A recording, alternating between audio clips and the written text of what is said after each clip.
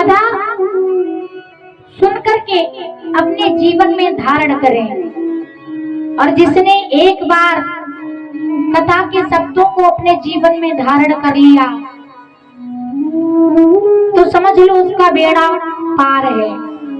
क्योंकि कई लोग कहते हैं कि हमने तो कथाएं बहुत सुनी है और हमने कथा करवाई भी बहुत है, लेकिन जो कार्य सोचकर हम कथा करवाते हैं कि ऐसा मेरा कार्य हो जाएगा तो हम कथा करवाएंगे, तो वो कार्य जल्दी नहीं होता है। क्यों नहीं होता है? क्योंकि कथा के समय आदि लोगों का मन कथा में होता ही नहीं है। घर से सुनकर आते हैं कि चलो भाई कथा सुनेंगे, लेकिन पूर्ण रूप से मन कथा में लगता ही नहीं है। कभी अपने दुखों को सोचकर कि हमारे घर में ये परेशानी है, हमारे घर में ये परेशानी है, कभी कुछ सोचकर, तो कथा में बैठने के बाद भी अपने घर परिवार के बारे में कई लोग सोचते हैं। तो कथा कहां तक आप धारण कर पाएंगे? लिखा है, कोई तन दुखी, कोई मन दुखी और कोई धन बिन रहे तो उदास।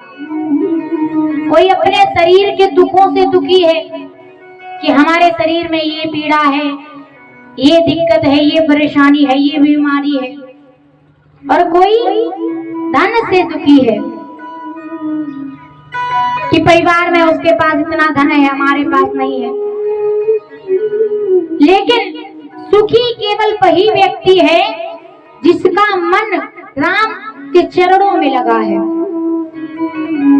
आप अगर संसार में सुख ढूंढने निकलेंगे तो आपको कहीं भी सुख नहीं मिलेगा और किसी भी व्यक्ति के पास में सुख नहीं मिलेगा। पूर्ण रूप से कोई भी सुखी नहीं है। जिसके पास धन है तो वो तन से दुखी है। आपने देखा होगा जो ज्यादा धनी व्यक्ति होता है, जिसके पास पैसा नहीं है, वो ये सोचता है कि हमें ऐसा भी खाने को मिल जाए, ये चीज मिल जाए, वो चीज मिल जाए। और जिसके पास पैसा है उसके पास ऐसी ऐसी बीमारियां हैं कि डॉक्टर खुद ही मना कर देता है कि भैया शुगर है, मीठी चीज मत खाना। तो ऐसा पैसा बेकार है। डॉक्टर खुद ही मना कर देता है कि भाई ऐसी चीज मत खाना, तुम्हें ये बीमारी है, दिक्कत करेगी। कोई तन दुखी, कोई मन दुखी, कोई धन बिन रहे तो उदास, और थोड़े थोड़े सब दुखी, सुखी राम के दास। केवल भगवान का दास बन करके रहिए। अगर भगवान का दास आप बन गए तो सर्व गुण संपन्न हो जाएंगे। और फिर थोड़ा थोड़ा दुख तो हर किसी के जीवन में है, कोई पूर्ण रूप से सुखी नहीं हो पाता है। अगर अपनी उम्मीदों को आप मार सकते हैं, अपनी भावनाओं को आप मार सकते हैं कि मुझे ऐसी चीज भी चाहिए, मुझे ये भी चाहिए, मुझे वो भी चाहिए, ऐसा खाना है, वैसा खाना है। अगर ये आप सोचना बंद कर देंगे तो आप सुखी रह सकते हैं। लेकिन अगर आपने उम्मीदें अपनी नहीं मारना सीखी तो आप जीवन में कभी भी सुखी नहीं रह सकते हैं। सुखी कौन है? मीराबाई, जिन्होंने जब भक्ति की तो अपने पति, अपना घर परिवार सब कुछ छोड़ दिया और छोड़ने के बाद केवल प्रभु के भक्ति में लीन हो गई। वही होता है असली प्रेम। प्रेम का महत्व हर कोई नहीं जान सकता है, लेकिन जिसने प्रभु से प्रेम कर लिया वो प्रेम के महत्व को अच्छी तरह से समझ सकता है। भगवान से लगन लगाने में पीड़ाएं तो बहुत होती है। जैसे एक पत्थर, जब कोई भी भगवान की मूर्ति बनाई जाती है तो मूर्ति बनाने से वो पहले क्या होता है? पत्थर ही तो होता है। अगर उस पत्थर पर चोट ना दी जाए तो वो क्या कभी भगवान की मूर्ति बन सकती है? कभी नहीं बन सकती है। मूर्ति बनने से पहले उस पत्थर को काटा जाता है, उस पर चोट दी जाती है, हथौड़ी छेनियों से। जब वो पत्थर चोट सह लेता है, अच्छा किसी पत्थर में हथौड़ी छेनी मारी, वो बीच से टूट गया तो बेकार है, उस पत्थर से मूर्ति नहीं बन सकती है।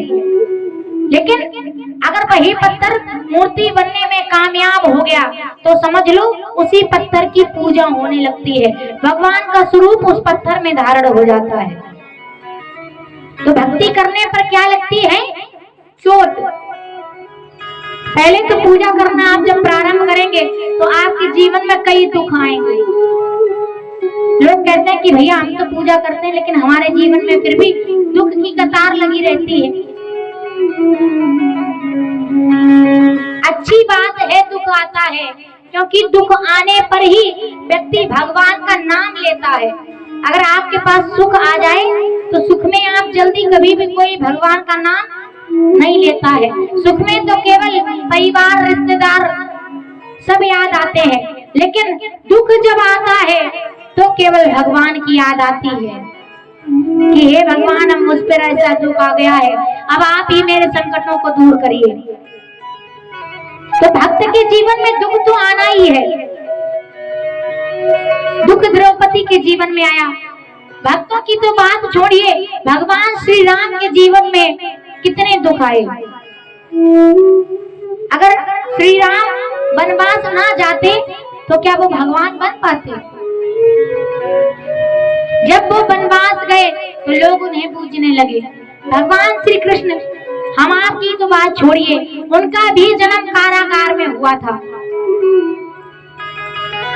सोचिए, विचार करिए, अगर हम लोगों पर भी थोड़ा बहुत संकट आता है तो वो उसमें बुरी बात नहीं है।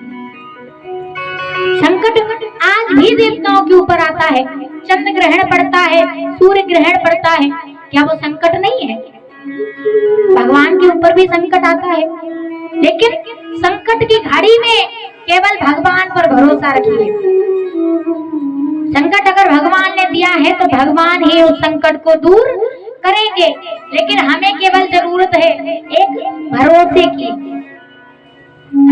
और हम लोग क्या करते हैं, उसी समय में अपना भरोसा तोड़ देते हैं, उसी समय में अपना भरोसा खो देते हैं कि भगवान इतने दिन हो गए ये दुख दूर ही नहीं हो रहा है, हम आपको पूजा नहीं करेंगे, हम ऐसा नहीं करेंगे, वैसा नहीं करेंगे।